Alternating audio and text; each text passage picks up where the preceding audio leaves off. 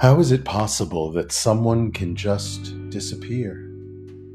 How can someone who has lived, loved, hoped, and regretted with God and himself just stop? I don't know why or how, but you are here. Since time is an illusion, why shouldn't everything just last? I once heard you say or quote someone that time is a book whose pages can only be turned forward, not backward. We may not be able to do it, but some forces may. Isaac Bashevis Singer. Welcome to the first episode of The Lost Traveler with Henry Cameron Allen. That's me. I'm very excited about starting this new project, the Lost Traveler podcast.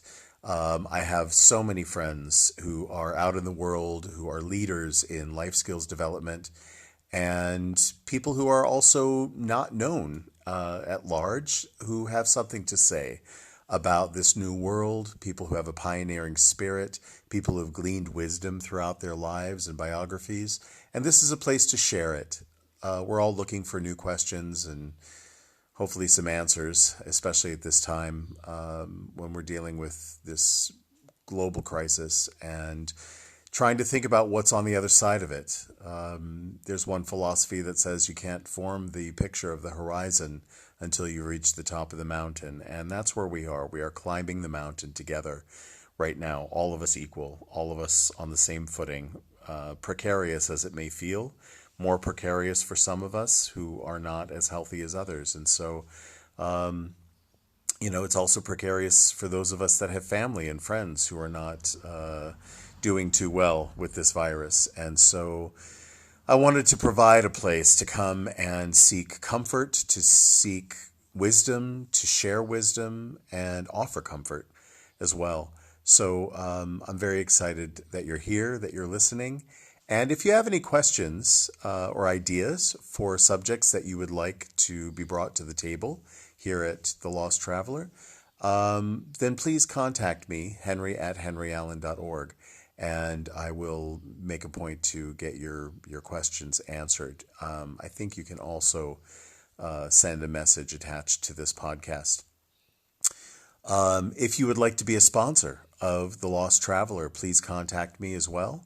Or if you want to be a guest, if I haven't already reached out to you, and I've reached out to a lot of people, go ahead and hit me up either on Facebook or again at henryallen.org, and you can schedule a time with me to become a guest, and we'll talk about that.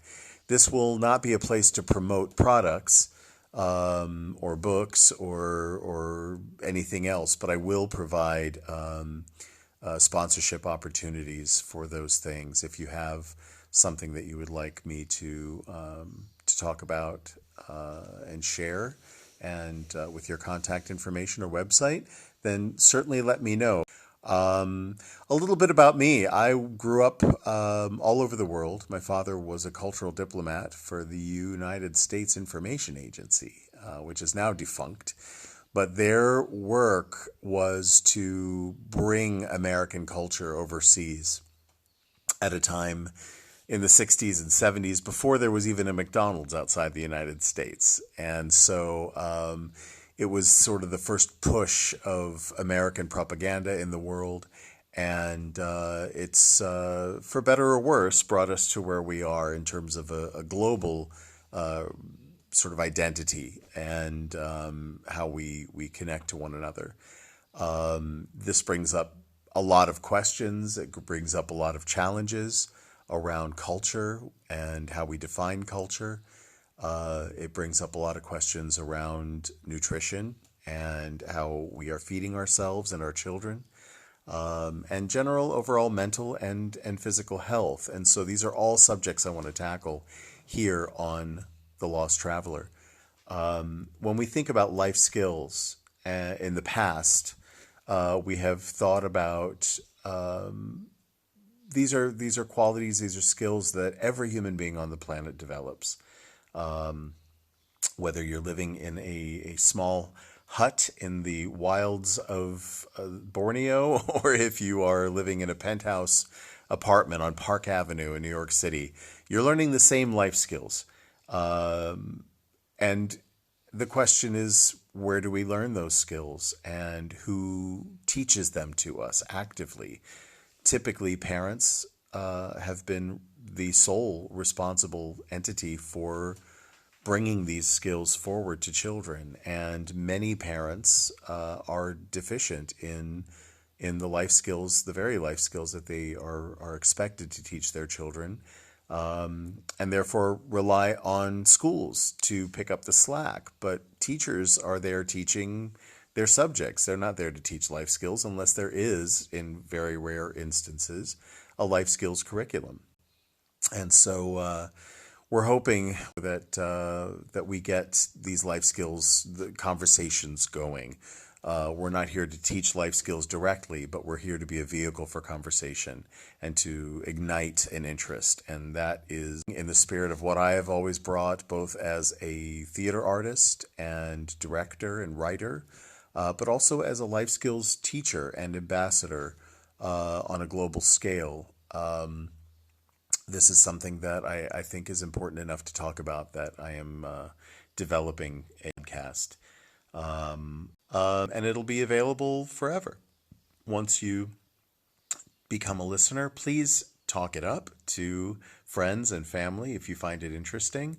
Please keep in touch with me and ask me about whatever you want to know. And if I don't have an answer personally, I will find someone who does, and I'll bring them on, and we will address your questions. I want this to be listener informed. I want the questions and the subjects that we tackle to come from you.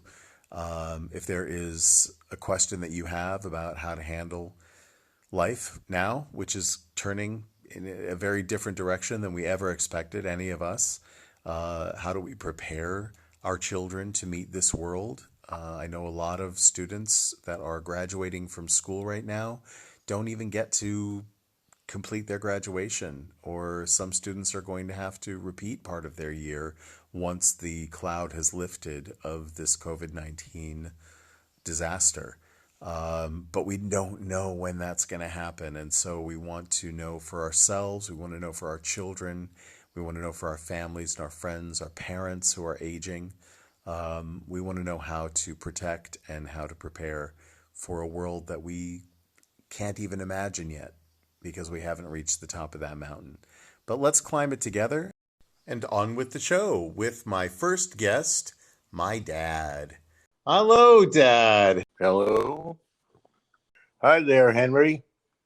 Welcome to the first episode of The Lost Traveler. Well, it's great to be here. I'm So, speaking from Delray Beach, Florida. and it's amazing what technology has brought us to, that we can actually do this between Delray Beach, Florida, and Arroyo Molinos de Montanches in Spain. Well, it's great to have you as my first guest, Dad, because I have been thinking about thematically what this time signifies in the greater scheme of things. And I was thinking about this today being Passover. And of course, we reflect the exodus out of Egypt of the Jewish people, and plagues factor greatly in that story, don't they? Yes, that's correct. Passover is known as the time of liberation, a celebration of freedom, and that is why throughout modern history you find that even though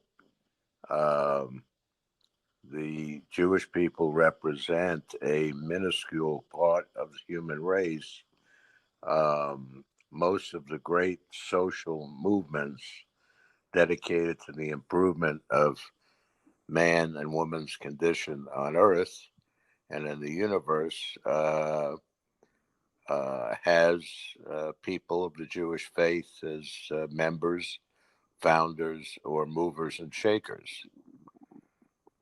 So I think the holiday goes beyond remembering a historical event that happened 3,500 years ago. It has significance even today whenever you find any human being in bondage, whether it's intellectually or physically, that we have a duty to liberate them. Absolutely. Do you feel that, given the state of the world and COVID-19, coronavirus, that it has a particular meaning for you that's different? Why is this year different from all other years, in other words?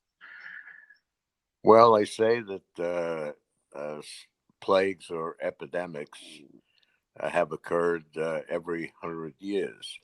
I don't know how far back that goes, but it certainly goes back prior to the beginning of the 20th century. And I think it's very interesting because it shows where excess can lead. I think failure to pay attention to the norms of good health, good eating, education, led to this virus occurring and being spread throughout humanity. I would agree with that. In my introduction to this first episode, I mentioned that I had grown up in different countries in the world because of your work. And talk a little bit about just to reflect a little bit on what it meant to you at the time that we first went overseas. When we were working with the USIA.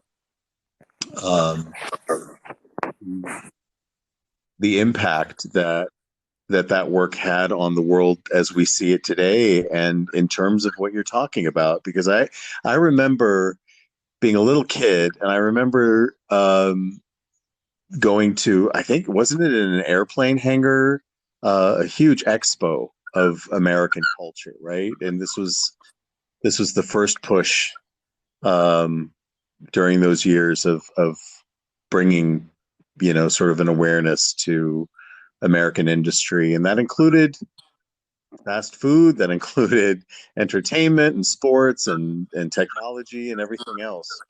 Do you see sort of a ripple effect from that time now that you can reflect on a little bit and talk about? I'm really interested in that. Well, in what respect? Well, I remember, when you're talking about nutrition, for instance, let's talk about nutrition. I believe the was it Pepsi that was a sponsor? Pepsi? You remember? I think I remember Pepsi being a sponsor, or one of the cola companies.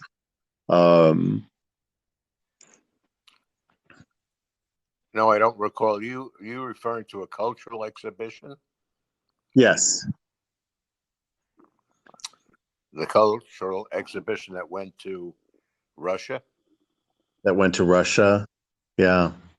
At that Which was time, really, what was that? at That that was what, time, at that 1903, time, the 1970? Soviet Union. That was in 72, 72. 1973. Right. During the time of the Soviet government of Leonid Brezhnev, who was the That's general right. secretary of the Communist Party and a great collector of automobiles. And now we'll take a brief pause for a word from our sponsor. And I remember, but it wasn't just happening in the USSR, right? I mean, this kind of cultural expo was happening all around.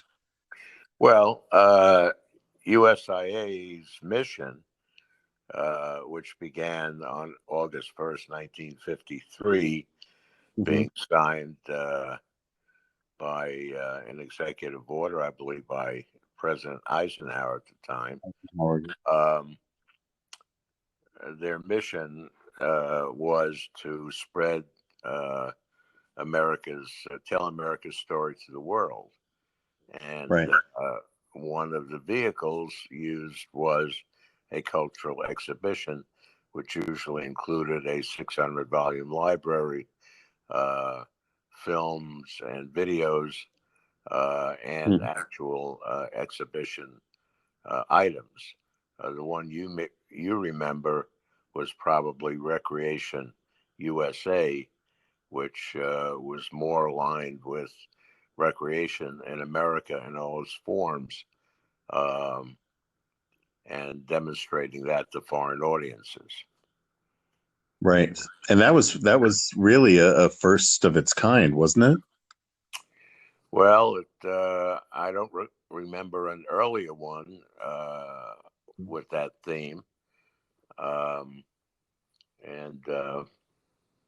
so that took us through 6 cities in the Soviet Union at the time, all the way to Siberia, to Armenia, to the Ural Mountains. Do you think that time from the 50s into the 70s, when that sort of PR, call it propaganda of American culture, was, being introduced to the world on that scale? This is before the internet. This is before, we were still looking at newsreels in the early days. Do you think that had an impact on the way the world operates today, and in terms of nutrition, in terms of education, everything you were talking about, for better or worse? Of course, it had to have had an impact through all the vehicles of communication, beginning with the radio, and the Voice of America still is in existence, broadcasting 24 hours a day to most of the countries of the world in their own language. The programming including many, many topics, from politics to economics to cultural subjects, including nutrition and health, and what have you. So it went from movies and radio to video, and then to television, and exhibitions, on the ground exhibitions, were one of the communications vehicles that was used to tell America's story to the world, and this influenced young people at the time, and all peoples, to improve themselves and their society. So I think the programming, through whatever vehicle, communications vehicle, has made a lasting impact.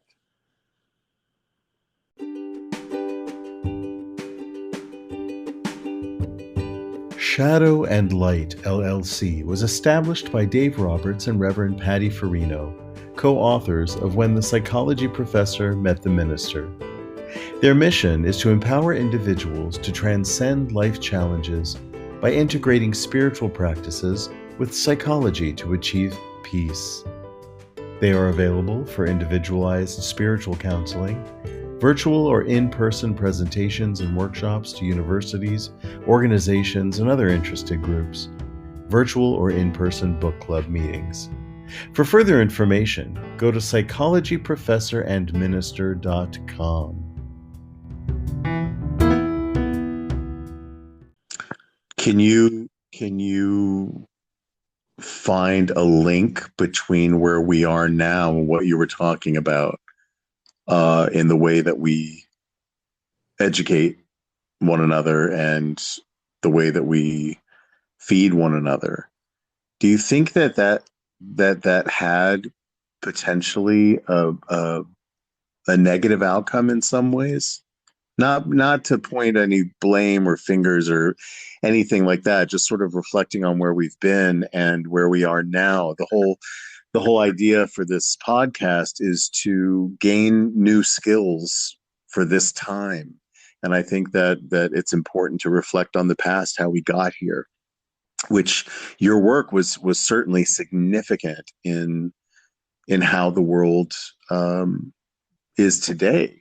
And not just you, obviously, but the agency and many others. It's it's just a really interesting. It's been sitting on my mind a lot as I've been thinking about health and then thinking about nutrition, not only my own but my family and friends, and seeing around me the way that people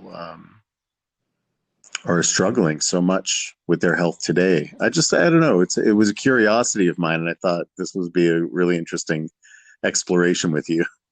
Well, I think one of the benefits of that kind of cultural programming in the health Mm-hmm. and food area, particularly, Mm-hmm. resulted from advocating self-development and self-education.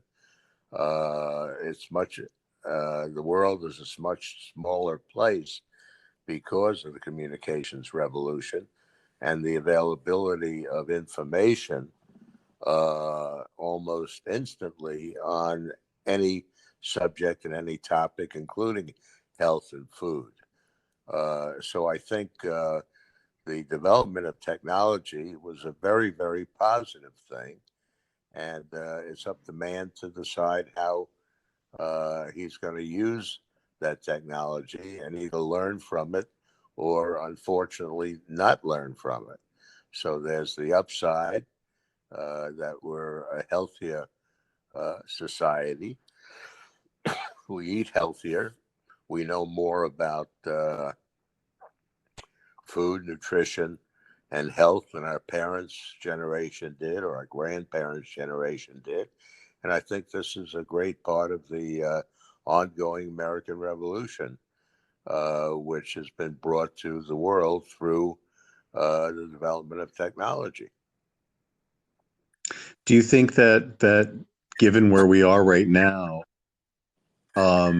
and I definitely hear that perspective. I think it's really an important one to hear. But at the same time, I feel like we're struggling with things like obesity and diabetes that are unprecedented in human history, all over the world. Cultures that never had certain diseases related to nutrition, especially in the East, are now dealing with the same diseases of the West. And I'm looking around the world, and I'm looking in my own, circle and my own body, my own self. And I see a lot of disease. I see a lot of, difficult challenges with health and nutrition. I don't see necessarily through the same lens that the world is healthier than it ever was. I think it's actually the opposite in many ways. I think you can use as a we've parallel. gone to the other extreme, You can use unfortunately.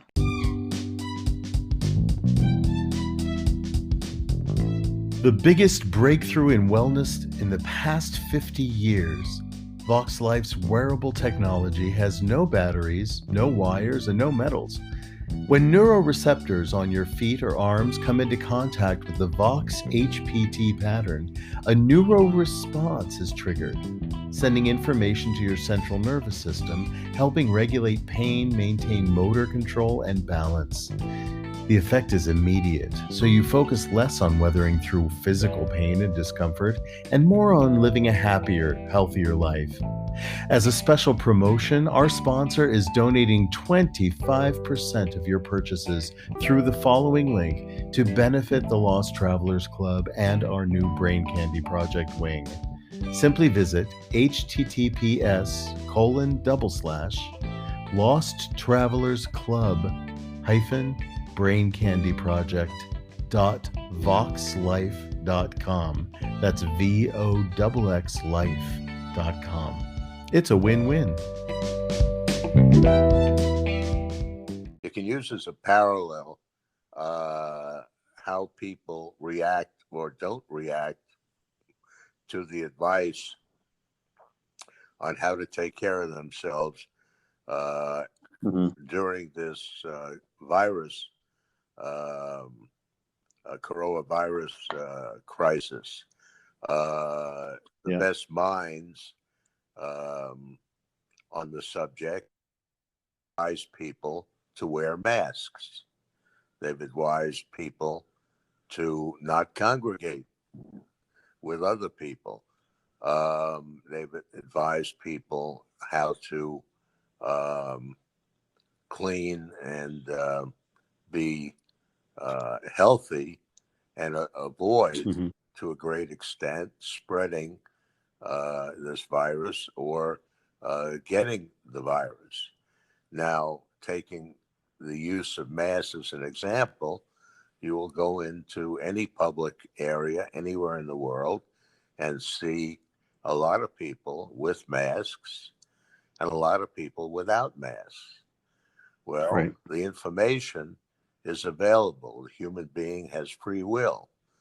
And those people that choose not to wear masks are making a voluntary decision and choice as to their own bodies and their relationship with their fellow human being. Similarly, in terms of diet and nutrition, the information is out there. The information is available. There are people who are adhering to what they've learned and what is being offered to them in terms of increased knowledge in the nutrition area, and other people who choose simply to go into McDonald's and to keep eating McDonald's every day and not following and dismissing the information that's out there as to why that type of a diet is unhelpful and the negative results that will occur. And so in a room of 100 people, find those that have learned something and are applying that knowledge, and those that heard that and learned that but decided not to apply, and then they have to pay the negative price, and society has to pay the negative price. This has occurred throughout the history of mankind, figuratively speaking, since the time of Adam and Eve. The law is there. You decide you're either going to go through the stop sign or go through the red light or not. And if you do, you have to assume the risk of what is going to occur by your not applying the knowledge that is available. So I don't see any difference between the characteristic of free choice today than it was to the human being 50,000 years ago who walked the face of the earth. If a medicine man or a shaman said, don't eat that kind of a mushroom because it's poisonous, I'm sure there are those that did not believe him and those did not agree and wanted to try it anyhow and wound up killing themselves. So I think man, having free will, has to decide what his own fate is going to be. Right on the money. And I think that it leads me to my next question about the importance of spirituality and religious law during this time. And during any time. I mean, we can look back, you're right, we can look back through history prehistory, and we can see that cause and effect that you're talking about. But you're correct that the world is much smaller now, right? In fact, some might argue that the world is flat again. I can have a simultaneous conversation with you in Florida and someone in California and someone in Spain and someone in Brazil and someone in Africa in the same moment. And that's changed things for humanity. And I think it also opens up to the question of that I explore in my artistic work, in my theater work, that dance between the human physical and the human spiritual.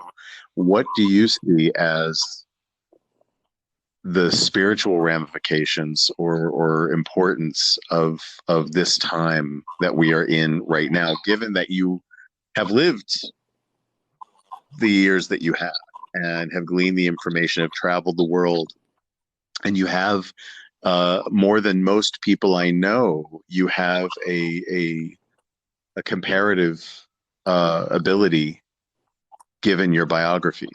You know what I'm saying? Well, I think you ought to elucidate a little further on this point, because spirituality is a personal thing. Mm-hmm. And speaking about man's position in the universe, all I have to do is take a photograph of the cosmos, a NASA photograph, and see the minuscule representation that the Earth makes in terms of the universe. And that's the same almost as if you are looking at yourself versus the rest of humanity.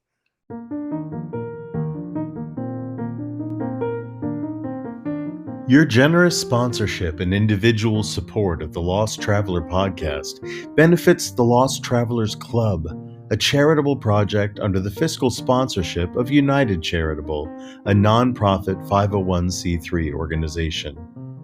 The Lost Travelers Club focuses primarily on the needs of parents who have outlived their beloved children. We recently launched our new Brain Candy Project wing, providing art supplies to children still struggling with critical or terminal health-related conditions. We hope to raise enough funds to launch Brain Candy, an arts and literature magazine created by and for these young people. Find out more at www.braincandy.online. Thank you.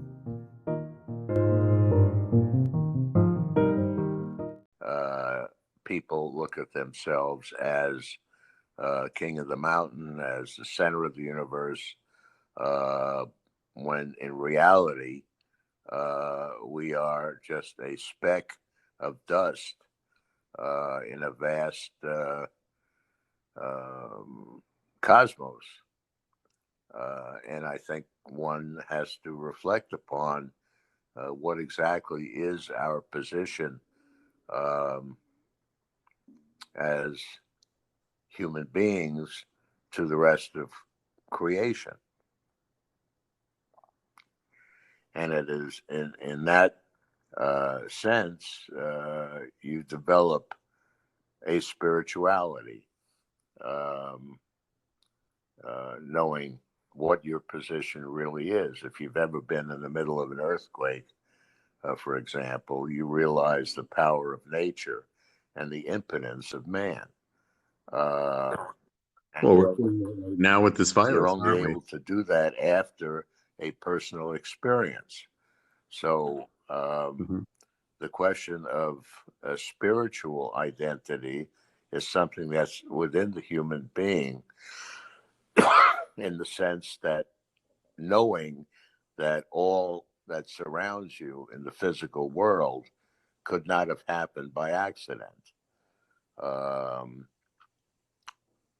and that we're like a part in an automobile.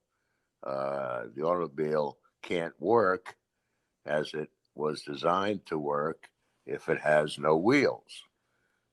Similarly, the human being can't work the way the human being was designed without a spiritual connection with that power which created everything, including the human being.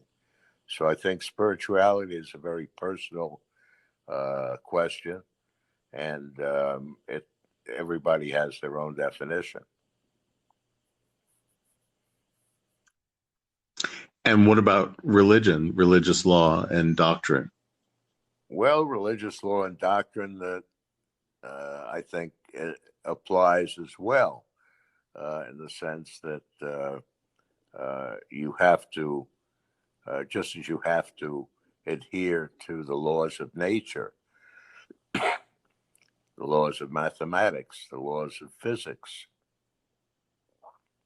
There are certain religious laws that have been put into the mixture, whether written by X or written by Y, but they are there, and there are certain spiritual truths, and one approaches those spiritual truths by adhering to a certain way of going about conducting your life. And that's what religion is. It's man's relationship to himself, and more importantly, man's relationship to the power that created the universe. Yeah. Why So do you does the think earth revolve around the sun and the sun not revolve around the earth? Did it just happen that way?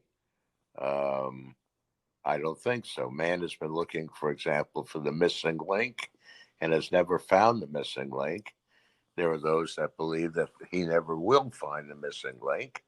And there are others that believe that one day one will discover that beings from another solar system or another part of the universe seeded the earth.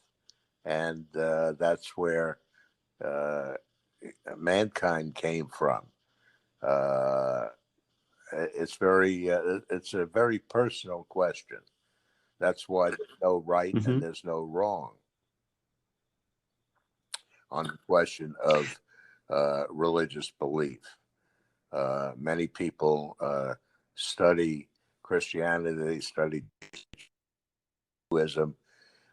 Taoism, Confucianism, and Buddhism, and they find many, many similarities in these religions. And it is no accident. It is just where a certain group of people found themselves in the universe, and it's kind of like a puzzle. We are a piece in a greater puzzle. One piece is not more important than the other, and may be larger or may be smaller, but it's still part of the whole. And so it's up to each individual to decide what path they want to take to bring them closer to their creator and closer to their fellow human being. Well, my question is, do you think that journey, that exploration, that reflection, especially now that we are so isolated from one another, not even able to go and have a Seder together in the same room or worship in a church? I mean, there are some places where you can, which is, there's an opinion about that. But do you think that there's that there's a special significance during this time, whether you are Muslim or Buddhist or Hindu or Jewish or Christian or even atheist, with a belief in something, believing in nothing believes in something. Do you think that there is a special significance to that journey and that conversation right now in history that may be different than the past, or do you think it's the same as it's always been? I think Will always be. basically the principle of loving thy neighbor as thyself is applicable as much today as it is was 5,000 years ago or earlier, because the human condition has not changed. The technology has changed. The amount of knowledge of the universe and knowledge about ourselves has changed, has evolved. But basically, from a social point of view and a relationship point of view, man's characteristics have not changed. I don't believe that somebody who sat around a table and made a decision as to how people should conduct themselves 300 years ago or 5,000 years ago had any greater sense of man's position in the universe than we do today.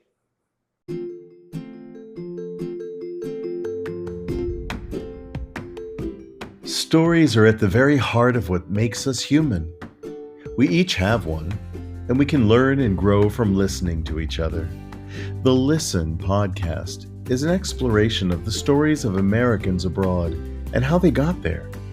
If you're curious about the world and hungry for community, check out their website at www.thelistenpodcast.com or their Facebook group at the Listen Podcast Community.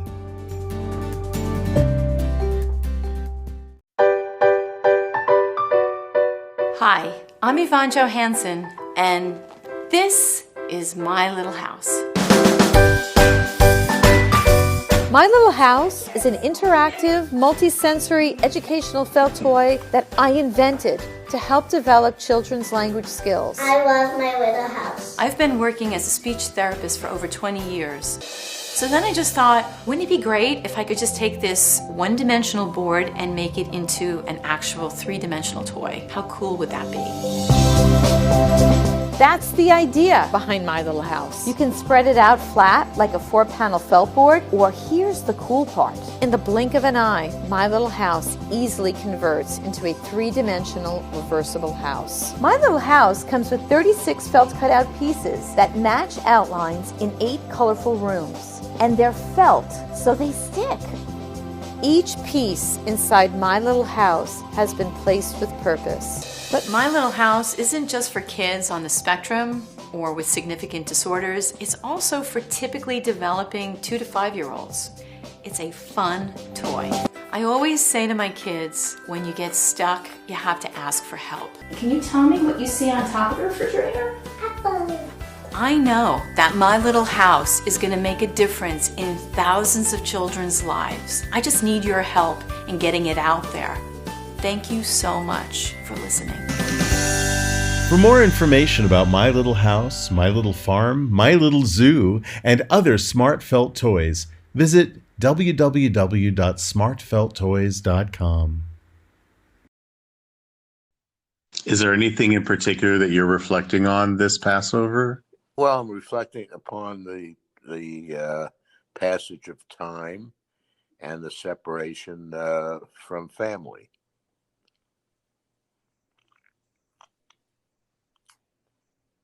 I think the family relationship is very, very important, and people's vanity gets in the way of achieving greater happiness. And so I'm reflecting upon the separation of family as being a negative thing and not a positive thing. Yeah. I would venture to say that that holds true for the family of humankind as well. That's a microcosm of a much larger picture, and that's what I'm reflecting on right now. And it includes separation from family, and our personal family, our blood family, and our family of friends. But for me, it really extends to our global family. As you were saying, we're all part of one thing, and I'm feeling a lot of division in the world still, in spite of this situation that we find ourselves in, that has the potential to bring people together. And in some ways, in some places, and some people is. But I'm still seeing a lot of division and a lot of hatred and a lot of us and them, and the vanity that you're talking about, I think is a big part of it. Well, that's why Do you I feel say that technology may have advanced, our knowledge of certain things may have advanced, but the human characteristics have remained the same as they have been all along. So these negative representations that were true in the past are still true today, and I think will always be true. We're always in the battle, either as observers or participants in good versus evil. How you define evil, how you define good. That's why I'm going back to the biblical reference of loving thy neighbor as thyself. Because if mankind treated his fellow as he would want to be treated, it would be a much better, happier world. It's such a simple concept, isn't it? It's such a simple concept that even a child can understand. Why is it that in the 21st century, we haven't all tuned into that same frequency? Well, as the comedian used to say, the devil made me do it, the devil's been making mankind do it since the beginning of man. And that's why when you look at certain books, like the Bible, for example,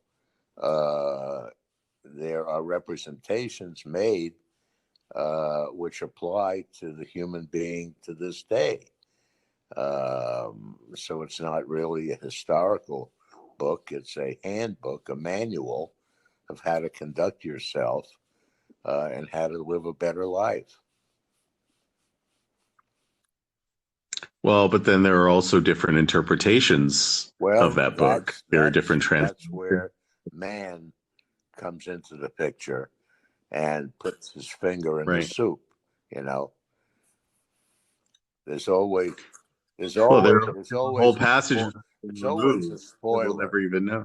Who thinks he or she knows better, and that is one of the negative characteristics of humankind, and that will not change. It doesn't mean one doesn't strive to make positive change, but that is a characteristic that has been with us since the beginning, and I think will stick with us. That doesn't mean you stop trying. Right. Do you think that the potential is there someday? Yeah. I remember my grandmother, your mother, used to say that potential means nothing unless you're doing something with it. Well, there's truth in that.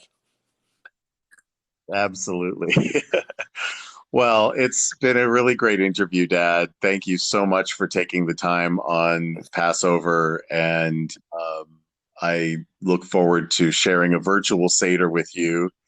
And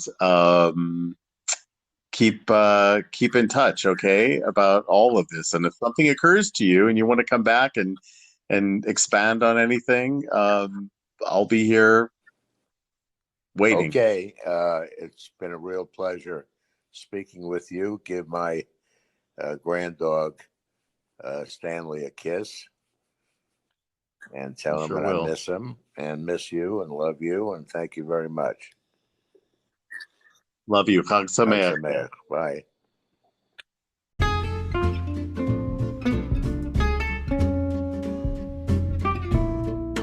You've been listening to Season 2 of the Lost Traveler podcast with Henry Cameron Allen. Visit me online at www.henryallen.org. Thank you to my guests, and thank you for tuning in. Let's keep striving for a better world together.